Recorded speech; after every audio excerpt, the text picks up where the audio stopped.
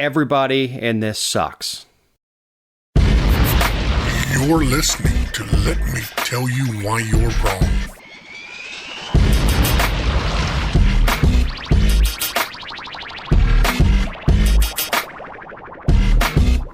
Welcome to episode 167 of the Let Me Tell You Why You're Wrong podcast. I'm Dave Roberts. With me, as usual, is my podcast partner in crime, writer, journalist, published author, and dog mom, Jessica Szilagyi. Hello. How was your week? It was good. How was yours? Not bad. I got to meet your mama. You did. Tell us about her. She is possibly one of the sweetest people you ever meet. Mm-hmm. I'm not sure how the apple fell that far from the tree. No, she's super nice lady. Way up there in Alpharetta from where I am, but she lives in the golden corridor of good old Alpharetta. Oh, Alpha-Tucky. Another bad thing about Alpharetta we were talking about for the show is there's no good way to get there. 120 sucks and 400 sucks. Mm-hmm. And there's always traffic. 24 hours a day. I know that from previous experience going to Alpharetta, not that I went to your mom's house in the middle of the night. Uh-huh. Did you watch any of the president's speech and the rebuttal? I did. Wow. I thought it was, there was no energy at all. You talk about that. He's at the top of his game right now. Mm. The fact that he was semi-lucid made me think that he was doping before, like Lance Armstrong did, getting oxygenated blood put in him to be as awake as possible. And I've heard the point made plenty of times. One, that wasn't a joint session of Congress. They had like 15 people in the room. Yeah, what was that about? I mean, I know what it was about, COVID, but... Yeah, but they're out there telling us, get vaccinated, get vaccinated, get vaccinated. Everybody in there has been vaccinated or had the opportunity to be vaccinated, and they're still sitting 15 feet apart from one another, wearing 2 masks. It wasn't a good look. And then Tim Scott, or whatever his name is, senator out of South Carolina, gives the response, and I thought it was good. He communicates very, very, very well. It comes off very empathetic. It's no small wonder he's in politics. But yeah, he's a good messenger. But are we going to talk about? Why did they pick him? I'll give you 3 guesses, and the first 2 don't count. I guess the messenger thing, it's some stuff that you and I get into if we start talking about race stuff on the show, it's tough for 2 white people to talk about it. And sure. You'd think it would give him a certain amount of cover, but no. Joy Behar went after him. There have been a long list of people. Joy Behar would go after Jesus, Mother Teresa, and I don't know very many other nice people, but yeah, and would praise Stalin if it got her aligned with her views. But the stuff that went on Twitter that they would never tolerate coming out for anybody else, the trending hashtag Uncle Tim wasn't taken down for I think half a day, like 12 hours. But look, if you're going to be just a publisher and you're not responsible for content like 4chan was and 8chan and all those places where the Q conspiracies came out, if you're going to be truly free speech, that's fine. Because it reveals more about the people that say it and share that kind of stuff than it does about the person that they're saying it about. But if Twitter's going to be calling balls and strikes and they're going to decide what is hate speech and what's not, man, they sure do tolerate it when it's somebody that doesn't agree with them. Yeah. Everyone got indicted last week. Everyone's a criminal. Don't you think? There were a lot of big indictments last week. We got Clayton County Sheriff Victor Hill. The indictment alleges a number of violations of civil rights of several people in his agency's custody by ordering that they be unnecessarily strapped into a restraint chair and left there for hours. Have you followed the political career of Victor Hill? Yeah, off and on. I mean, he's got a interesting and checkered past. He's kind of like Vernon Jones, where he just keeps finding himself. All the good things he tries to make himself look as if he's doing, he keeps finding himself in pickles. Yeah. And now look, if you strap me in a chair for hours, I'm middle-aged and I drink a lot of tea. At some point, I'm not going to be very happy about that. My eyeballs floating strapped to a chair. Case examples are a 17-year-old boy accused of vandalizing his family home during an argument with his mother in April 2020. This is when COVID is kicking off. Was arrested by a deputy without incident, and a short time later, the deputy spoke with Hill and texted him a photo of the teen in a police car. How old is he? Hill texted. 17, the deputy responded. Chair, Hill responded. Whew.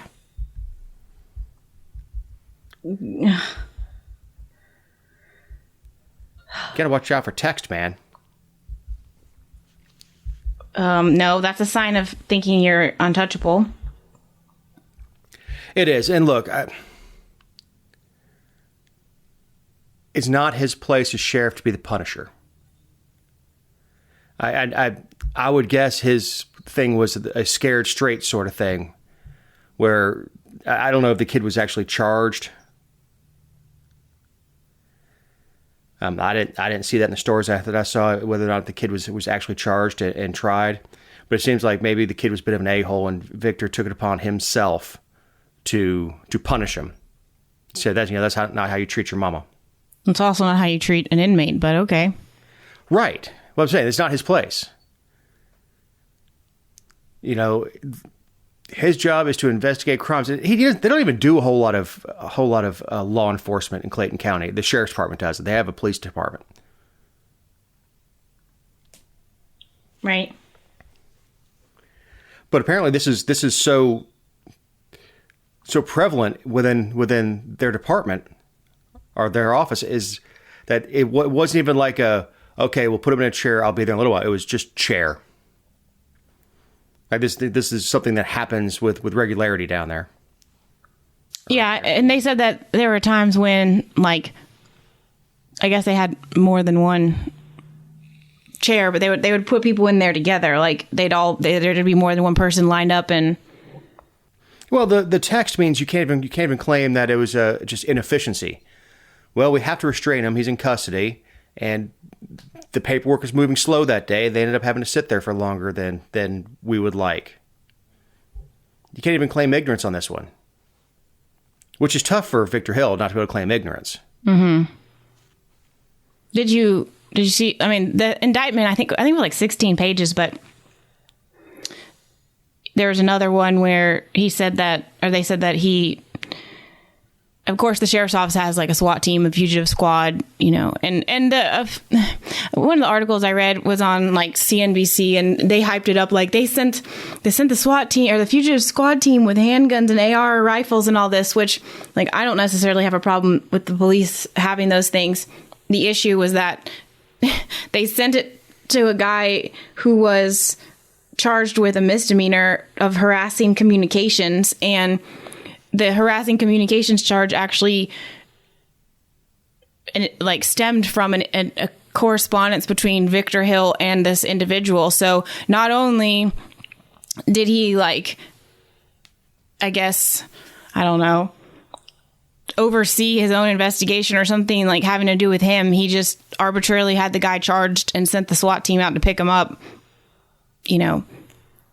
instead of issuing warrants and saying, could you turn yourself in? Everywhere else, that's something that they hey, we're going to charge you tomorrow. You have till close of business to turn yourself in. You go, okay, and you go get your attorney. But when he's using the sheriff's office as his personal police force, and it would be really tough to prove harassing communications when you're talking to an elected official.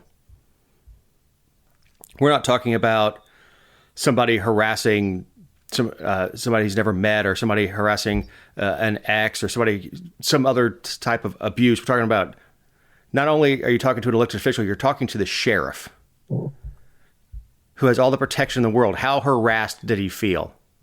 Well, I'm not going to comment on the charge of harassing communications and how harassed someone may or may not have felt at this given time. However, I will say that I don't think a fugitive squad team should be sent for any misdemeanor offense unless the person has like routinely, unless there's some like other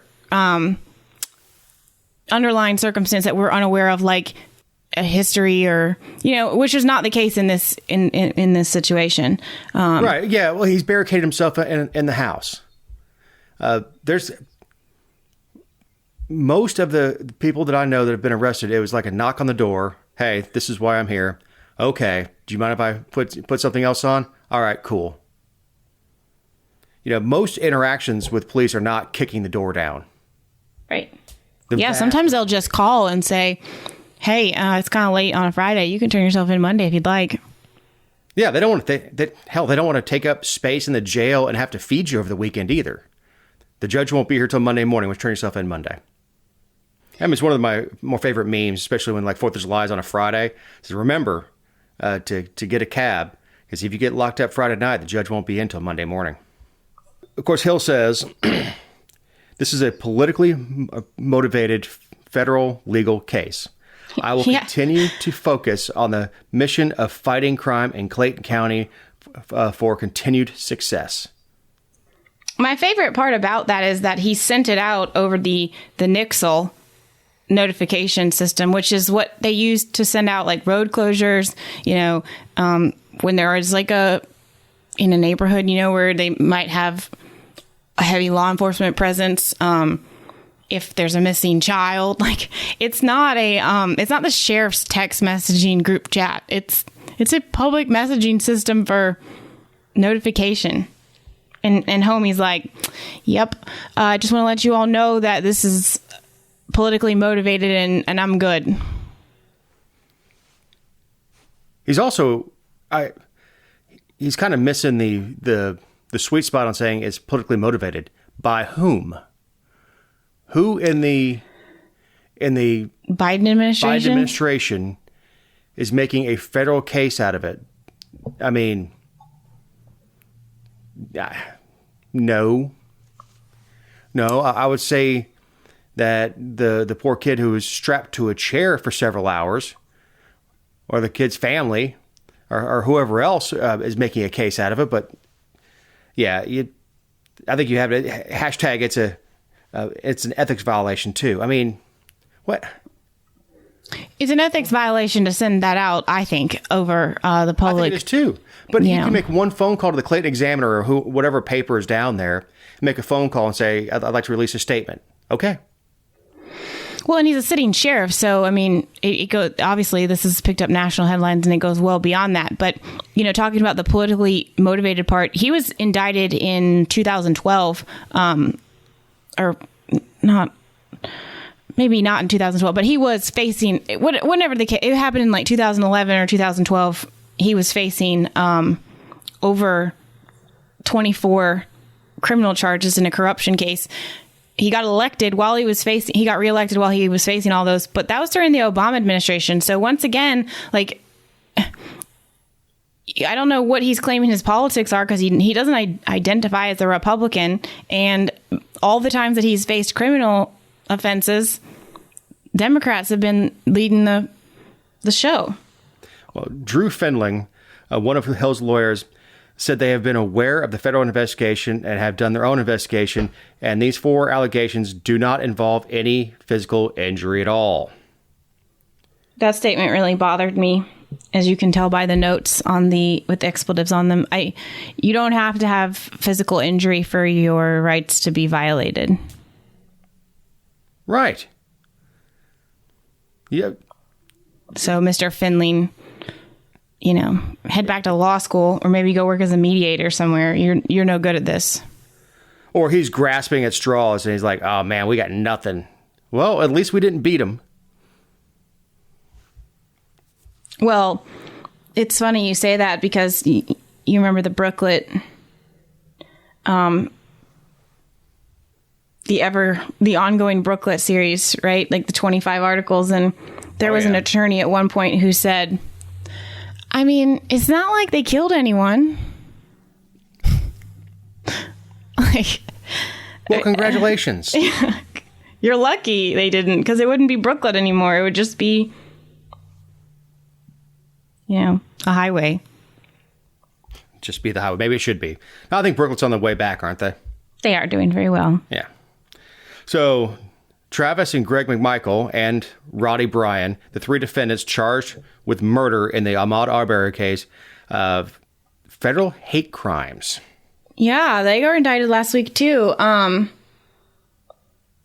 guess they got one count. All three of them were charged with one count of interference with rights and with one count of attempted kidnapping, and then the hate crimes part is attached to that. And then the McMichaels, the dad and son, were charged with using firearms to carry out acts of violence. And, the feds have such weird names for some of their charges, like using a firearm to carry out an act of violence. Well, I carry a gun to combat an act of violence. Like, I don't carry a gun so that I can help school children cross the street. I don't know. I don't like their wording or their verbiage, but because of the hate crimes part, it adds life sentence possibilities because it resulted in a death, even though, because, at the state level, they're still charged with murder, ag assault, false imprisonment, and criminal attempt to commit a felony. So a lot of times we see like the feds take over a case and have a superseding indictment or something. This is just running parallel, which is interesting. It is interesting because they're being charged at two different levels for the same actions. Are they? Because, I mean, the unlawful or the use of firearm to carry out an act of violence, that is not at the state level. They didn't do anything with the gun. And then the interference with rights, that's just weird. And then one count of attempted kidnapping. They didn't charge them with kidnapping, obviously. It was just false imprisonment. I think that's the one where they would kind of maybe get in trouble. Right. But I don't know. I mean, I didn't go to law school. Everybody's piling onto it to seem more woke. Now, look, we talked about this case at length and had attorneys on the show to kind of, get into the difference between stand your ground and chase somebody down with your pickup truck and a shotgun. Right. But, without rehashing all that, it seems like the federal government could stay out of it and let the state do its thing. Well, the Biden administration, with one of the things that they activated really quickly under the DOJ was the civil rights. I mean, we've had a civil rights division, but they really amped up because obviously this was we knew the DOJ was investigating a long time ago, but they really amped up, I guess, the vocal presence and just so people know that they're there. And because so much of what we're seeing from this administration has to do with race, because, I mean, one of the claims is that in the indictment, it says that Arbery's race played a factor as the McMichaels and Bryan illegally attempted to stop him while running down the suburban Brunswick Street. And of course, we don't know all the evidence right now. We know that when the preliminary hearing to the bond hearing, there was a GBI investigator who said he heard Bryan told him that he overheard Travis McMichael using a racial slur. And, I'm not saying, my understanding is that he did use that. I mean, that's been kind of confirmed across sources, and not that I believe everything the GBI says, but let's just say that it is. Well, if he used a racial slur, does that automatically mean that the crime was racially motivated? I mean, I'm not trying to say that what they did was okay or that it wasn't racially motivated. What evidence, that alone is not sufficient to me to say that the crime was racially motivated. Well, and again, the stuff that bothers me is the narrative of he was just running down a suburban street, like he was just out exercising. It does not excuse what the McMichaels did. I'm saying, but you have to be able to willing to accept the idea that everyone sucks. That nobody's an angel in this. You know, and we don't judge crimes based on whether or not we like the defendant. But I think the hate crime stuff is going to be, I think it's a misuse of, well, I don't like hate crimes legislation anyway. But as a sentence enhancer, maybe. But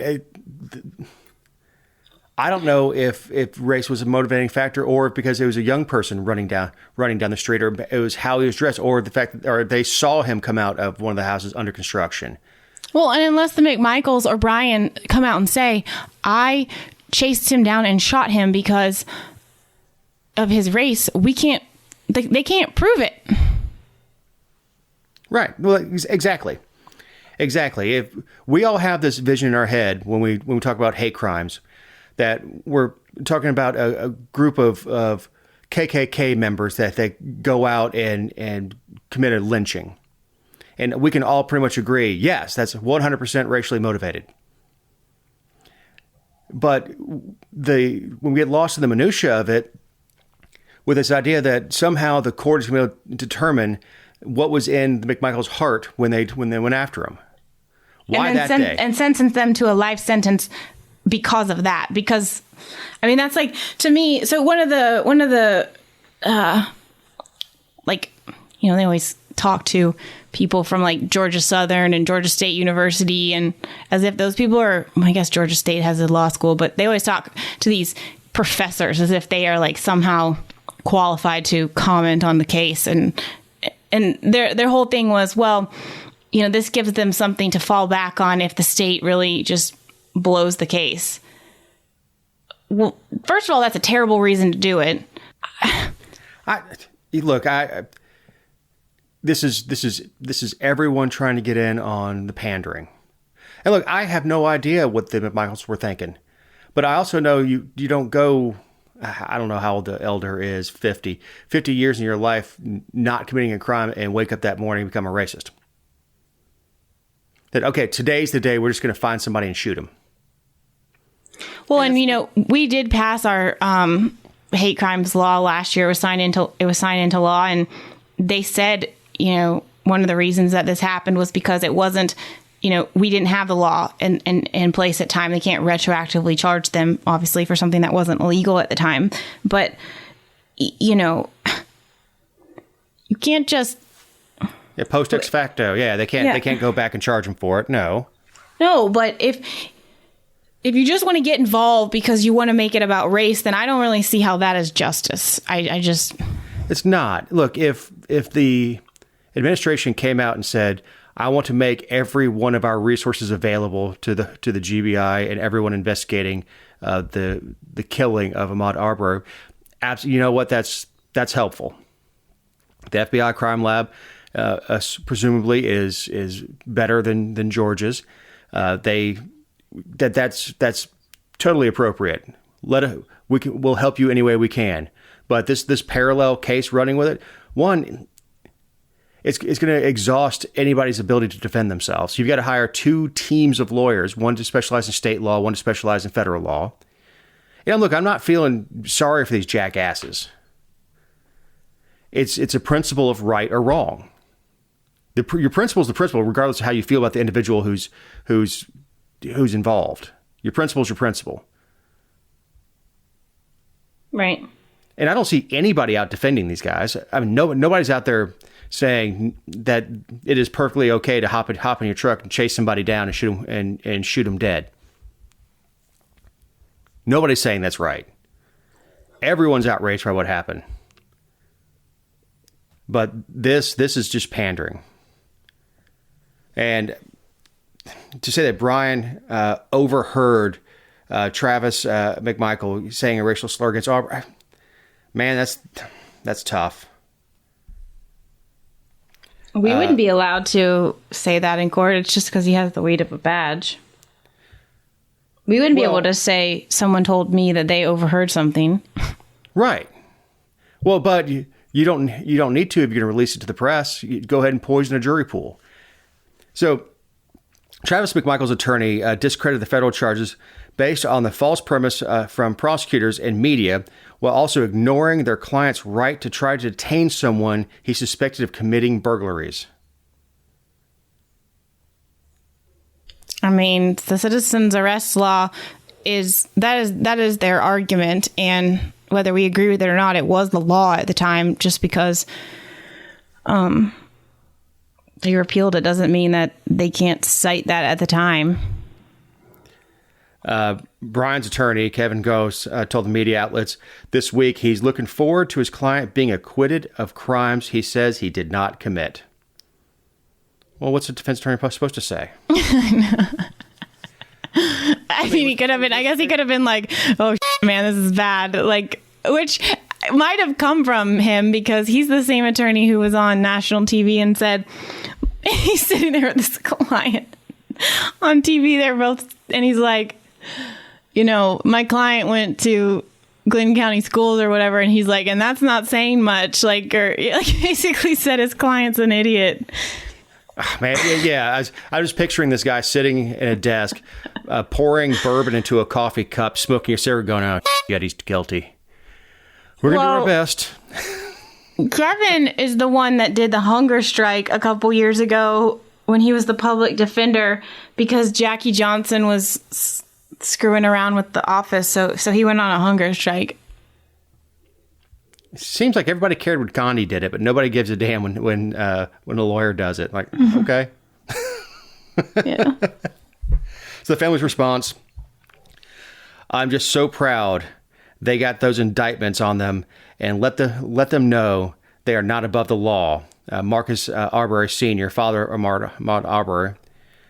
When we get that verdict, my whole family going to be able to rest in peace, and my boy too.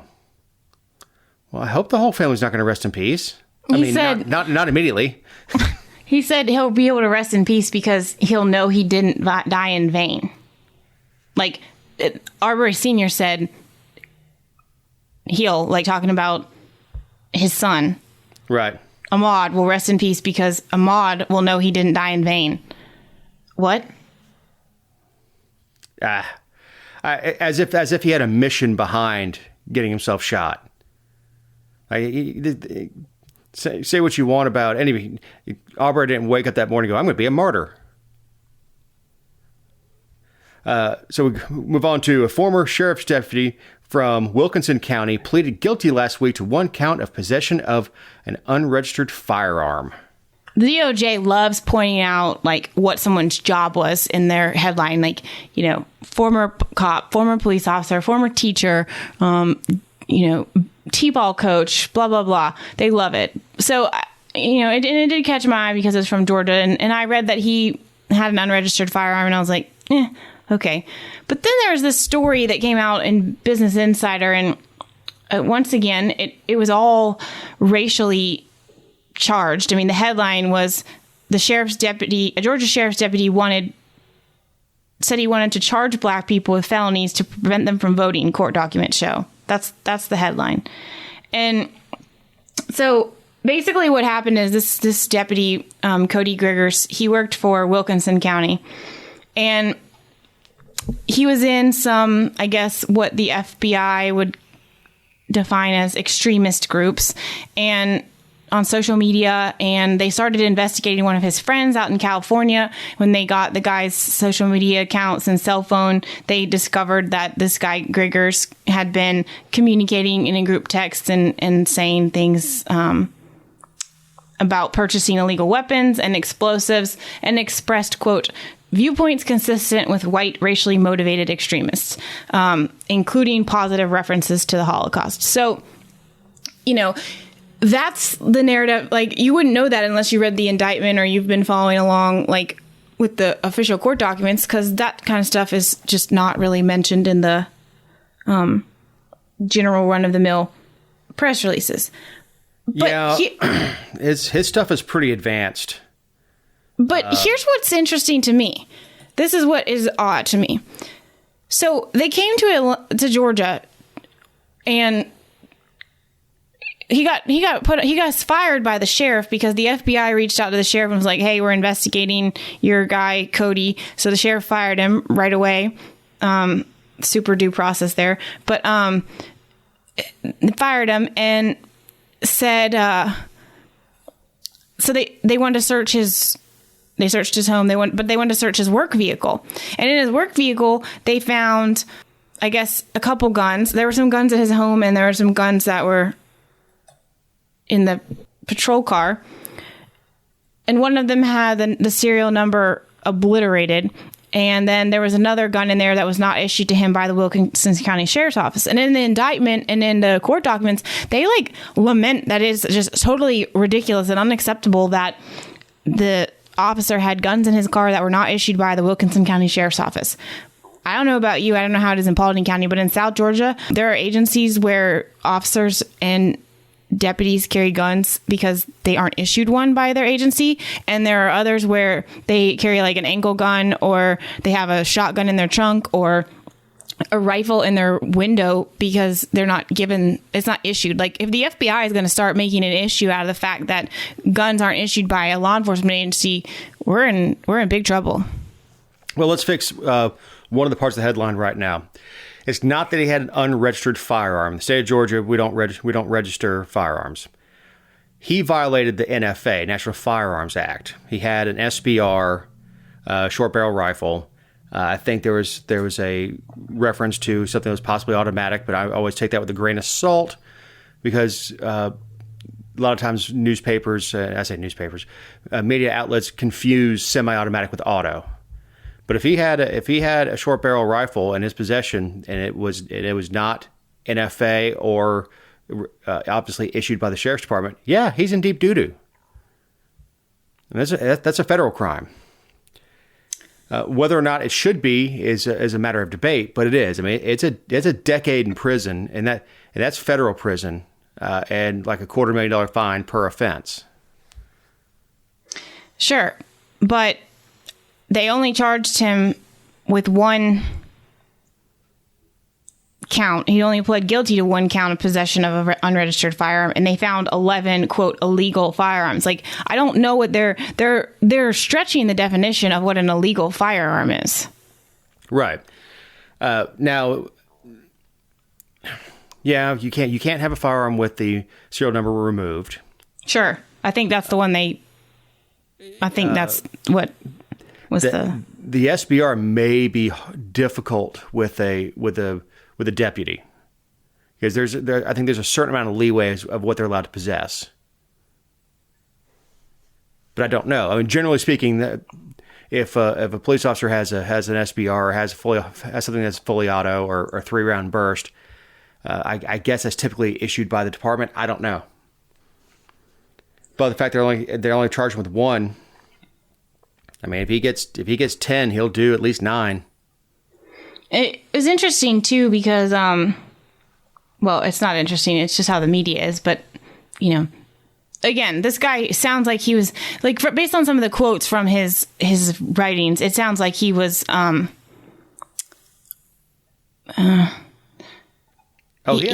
He's got some problems. Oh yeah, he's got some serious mental problems. Right, the stuff is so graphic, I really don't want to read it on the show. Right, and the gun the gun seemed to be the low hanging fruit for things that he said, but they didn't really go after him for the comments.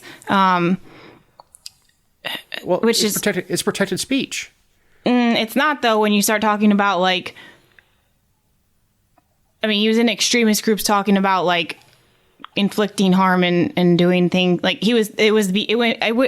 in other instances. I feel like they would have crossed that threshold and started going out. I mean, I've seen people go to prison for those things. Well, and what this dude has done is he has endangered every conviction that he was involved in. Yeah.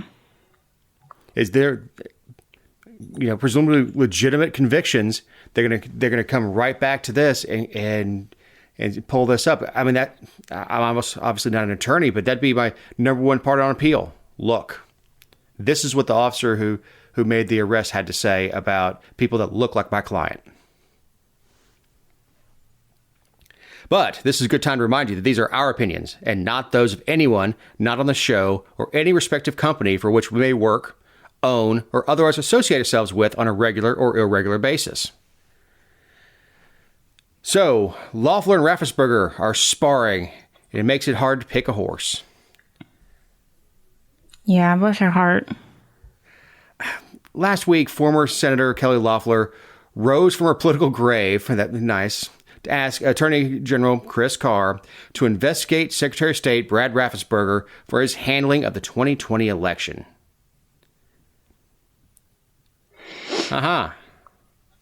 Yeah.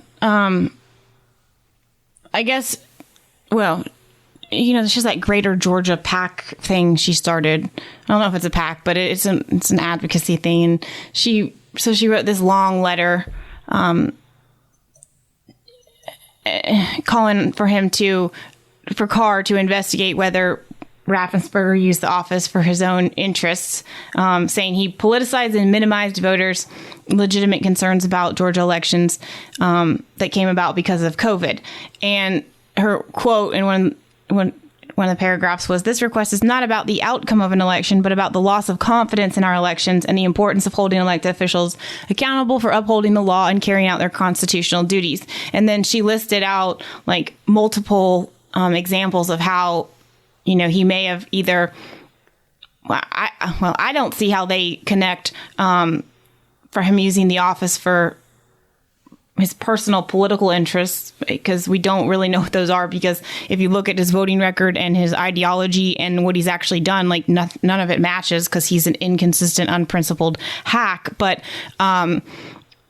the allegations that she claimed in the letter were that he failed to adequately address absentee voting, that she blames him for the phone call with Trump in January 2020 about finding enough votes to reverse the victory.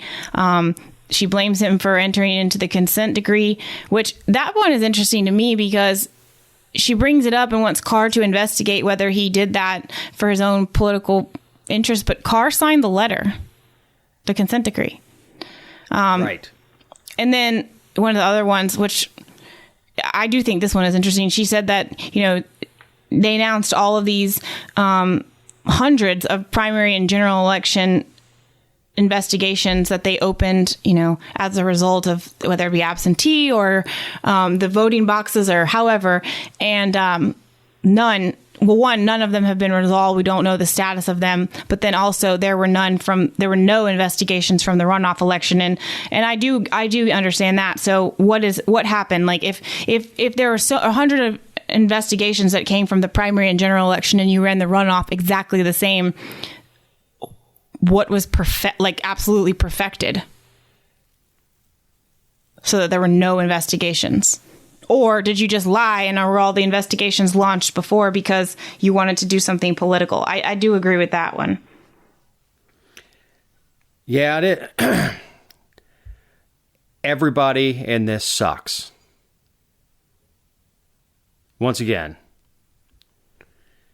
we have Chris Carr, who doesn't believe he works for the people. Kelly Loeffler, who just can't, like Motley Crue said, "Girl, don't go away mad. Just go away." Yeah, she's wanted to hold on to some sort of political power. I don't know if she plans on running again, or she's had campaign coffers that were full, and she decided she wanted to start a PAC or a political organization so she could spend that money. I have no idea. But is this something the AG is responsible for, or do you go to the IG? Do you go to the Inspector General? Well, it's, Carr's office said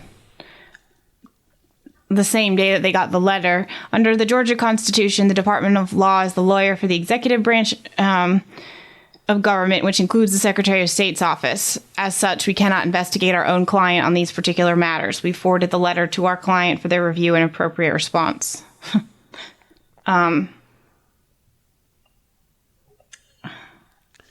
Whatever. Man, he does some mental gymnastics to avoid doing his job, doesn't he?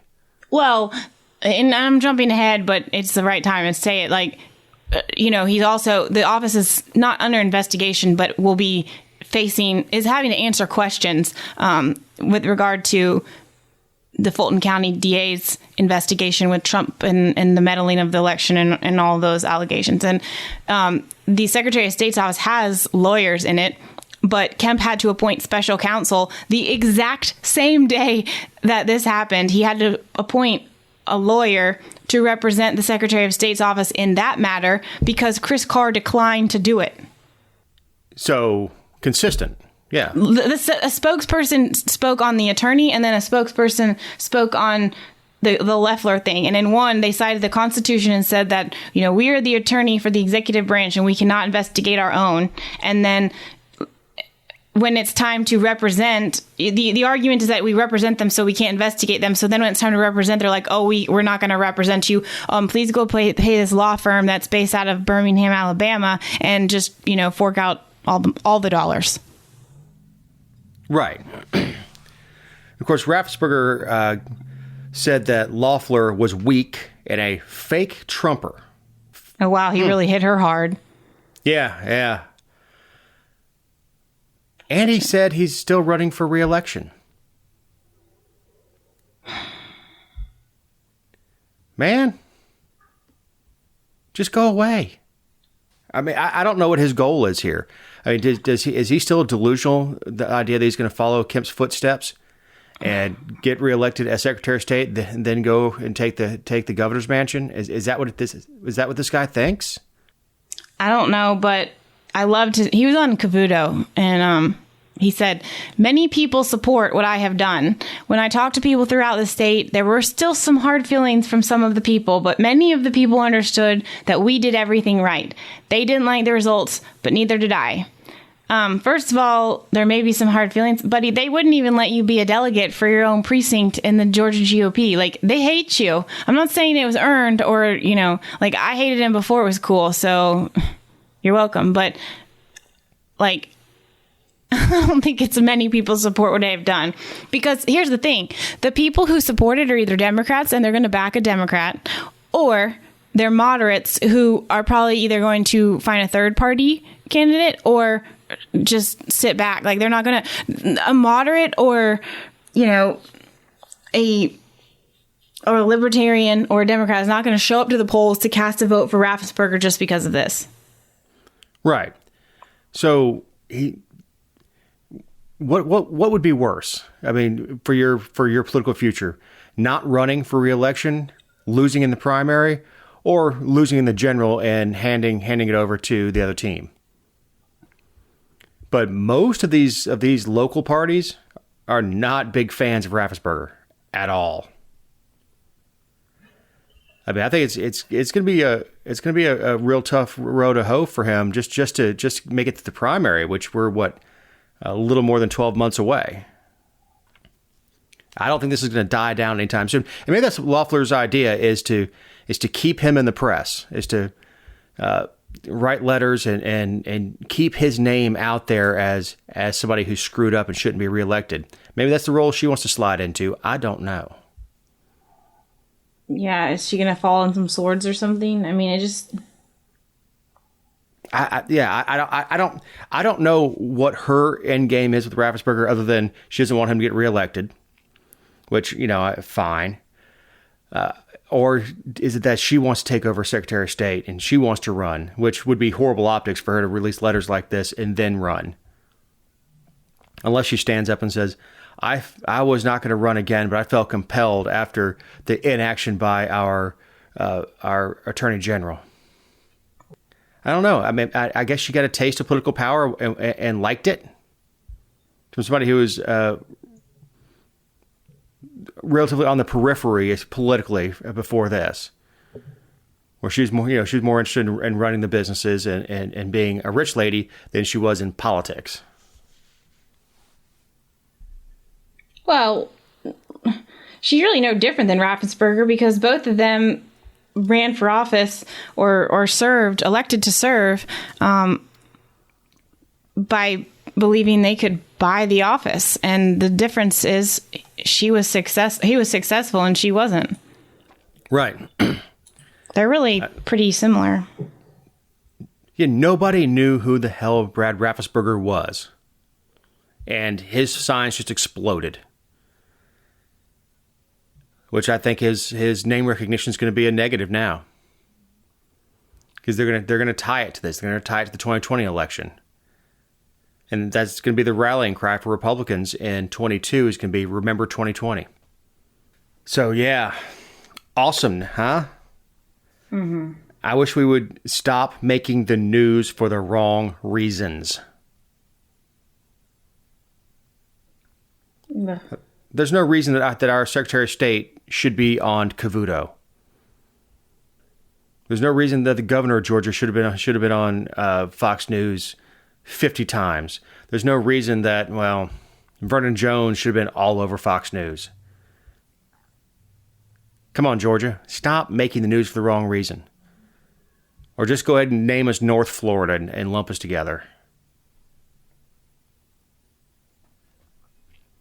Yeah, only, after the 2000 election, everybody's like, oh, look how awful Florida is. And Georgia's like, hold my beer. Let me show you something. Well, Jessica, do you have any closing thoughts? Yes. We have a hero of the week. So there's this guy named Wayne in, I don't know how to say it's Washington County, Michigan. And he was in a property line dispute with his neighbor, I guess for most of last year. And I guess he lost, it had to do with like fencing and everything. So his neighbor wanted to control what he could do on the other guy's property and all that. They're not an HOA, blah, blah, blah. So the guy built a wall out of cow manure. So now it smells like crap. It's kind of like the guy who put the middle finger statue up, to City Hall, but instead of using the fencing that he wanted to use, he just used a green composting pile. Which they said there's nothing they can do about it. Yeah. Because you can have compost on your property. I know somebody who did something like this. You do?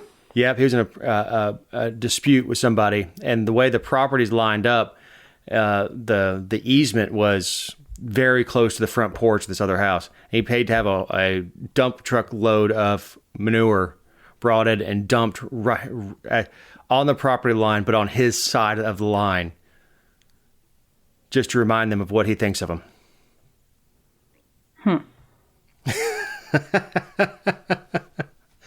Finally, we say horse. It's a good thing. Right? You're welcome, Matt, for the shout out. For the shout out. So what does Matt add to the show? He's sort of like Ed McMahon. You are correct, sir. Right? So, Jeopardy contestant accused of flashing a white power hand signal is mine. So, this dude won several games. I think his name is Kelly. Kelly Donahoe. Held up three fingers. This is after after he had won three. And he fell to, in three fingers he used was his middle ring and pinky finger.